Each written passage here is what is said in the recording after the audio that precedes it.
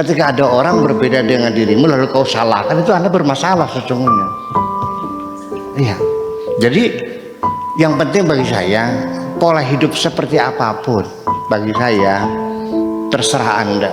Atau Anda yang menjalaninya, Anda yang mengalaminya, Anda yang menikmatinya, Anda yang menderitanya. Silakan pola hidup seperti apa. Barangkali pola hidupnya seperti Donald Trump, memang silakan. Pola hidupnya kayak siapa lagi? Kanjeng Muhammad, seperti Abu Bakar, maka silakan pola hidup semacam itu. Tetapi bagi saya bahwa ketika Anda meniru pola hidup orang lain akan melelahkan Anda sendiri. Cobalah, ini saya saja, tidak maksa enggak. Cobalah pola hidupmu untuk dirimu sendiri sesuai dengan kapasitas kamu, kedudukan kamu, fasilitas kamu, potensi kamu, energi kamu, ya kan begitu. Semuanya pasti akan sesuaikan. Jadi jalanilah hidup ini dengan nyaman, jangan memaksakan pola hidup orang lain. Aku hanya ingin berbagi kebahagiaan dan tidak menggurui siapapun.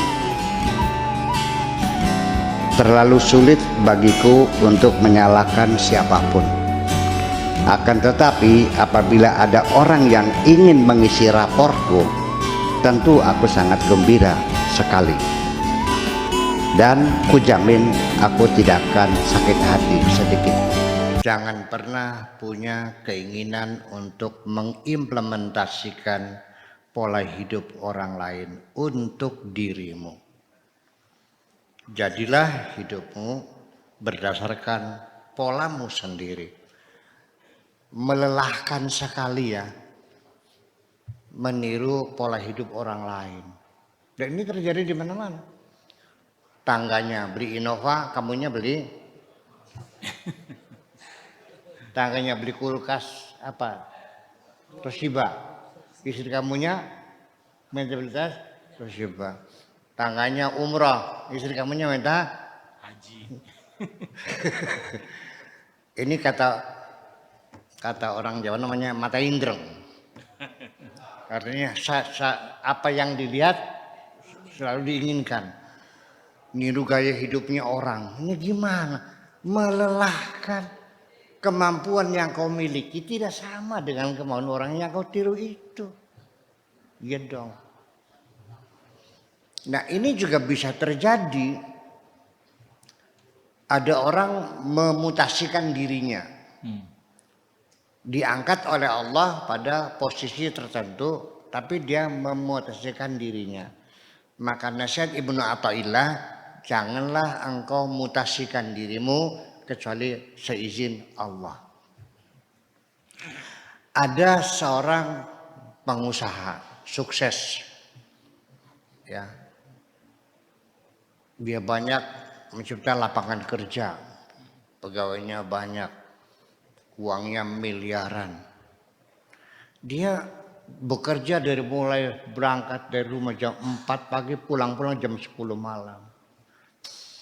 Dia capek melihat seorang kiai di rumah saja kerjanya hanya gadag-gedeg, hilelo.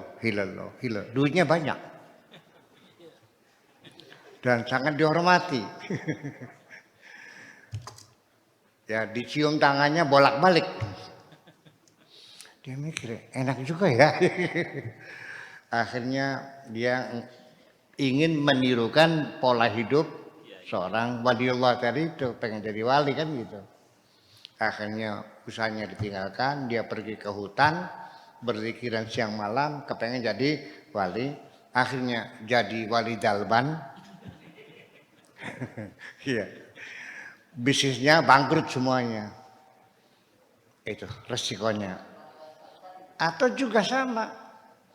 Sudah jadi kiai, sudah punya pesantren, tinggal duduk manis, ngajari santri, rezeki dijamin oleh Allah, tidak bakal kurang makan. Iya. Datang setannya menggoda. Apa sih hebatnya orang tamak tuh? Kamu sehari-hari kepengen dikasih orang aja.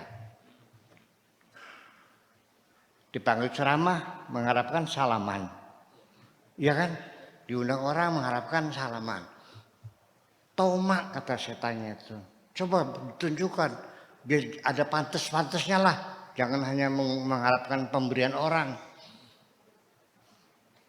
Tuh, tetanggamu kaya, dia bisnisnya terhormat kok. Iya kan? Mobilnya banyak. Akhirnya dia melangkah, memutasikan dirinya sendiri. Jadi pengusaha. Akhirnya usahanya ya bangkrut nggak jadi, pondoknya bubar. Jadi kamu punya potensi, punya energi, punya kemampuan, punya fasilitas yang istimewa untuk dirimu yang tidak dimiliki oleh orang lain. Sehingga pola hidup orang lain tidak mungkin bisa kau laksanakan untuk dirimu sendiri. Ini satu. Udah jelas? Kemudian ada firman Tuhan, laqad kana lakum fi rasulillahi uswatun hasanah. Di dalam pribadi Kanjeng Nabi ada keteladanan yang baik untuk kamu semuanya. Berarti meniru pola hidupnya Kanjeng. Nah, apakah ini termasuk? Termasuk. Pola hidup seperti Kanjeng Nabi. Karena nabinya ceboknya pakai batu, dia ceboknya pakai batu. Dikasih tisu nggak mau. Nabi nggak pernah melakukannya. Apa itu? Nabi tidak pernah pakai tisu. Iyalah yang belum ada tisu. Ya, sikat gigi nggak ada pahalanya gigi mah. Pakai siwak, pakai jubah, pakai sorban, dan lain-lain sebagainya. Dengan gaya Nabi. Sendok buang minggir. Pakai tangan, karena Nabi makannya pakai tangan. Terus dijilatin. Gayanya itu semua. Bagaimana menurut pendapat Anda? Saya akan mengatakan never mind. Tidak ada masalah. Kalau dasarnya dia cinta kepada Kanjeng Nabi. Itu urusan keagamaan yang diyakini seseorang. Ya, sekalipun kita mesti mempertanyakan, tapi itu hak dia. Dia ingin menerapkan pola hidup orang di abad ke-7. Sedangkan dia hidup di abad ke-1. Apakah itu bisa? Bisa. Dengan kesungguhannya kok. Sampai tidurnya saja, nggak pakai bantal. Pakai lengan tangan kanan, dia miring kanan. Karena Nabi tidurnya miring ke kanan. Kalau meludah ke kiri, nggak ada ke kanan tuh, terus ke kiri aja. Ya, terus mana? Semuanya ditiru. Suapannya kecil-kecil. Mamanya sampai lembut. Baru ditelan. Ya, terus sebelum kenyang dia sudah berhenti. Ya, sengaja beli korma dari Mekah supaya setiap hari ada korma dimakan. Enggak ada masalah, itu hak pribadi seseorang. Ya kan begitu. Jangan disalahkan, itu masalah keagamaan. Gitu. Itu hubungannya dengan akhirat. Karena dia berharap sesuatu yang lebih hebat, bukan persoalan kebahagiaan di dunia, tapi kira-kira masuk ke surga. Itu tujuan dia. Itu hak seseorang untuk beragama, silakan saja. Tetapi juga sebaliknya, kalau kita ingin menentukan sekarang, saya tinggal di negara A, tahun 2023, kita punya pola sendiri, efisiensi, skala prioritas dan sebagainya. Silakan, nggak ada masalah. Jangan dikatakan itu separatis, katakan itu apa pluralis, apa lagi? Sosialis.